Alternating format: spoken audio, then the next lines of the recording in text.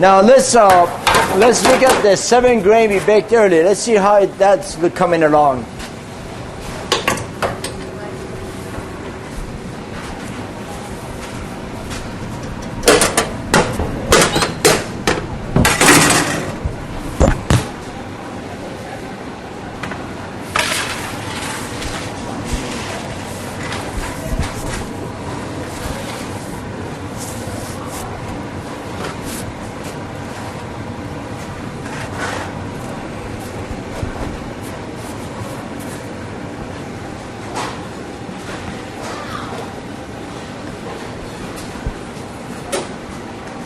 These are the 4 7 grains we made a few minutes ago, 40 minutes ago to be exact.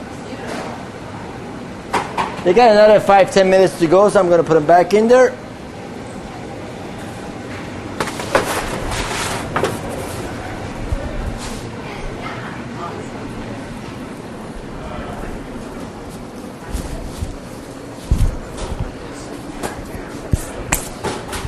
Thank you very much.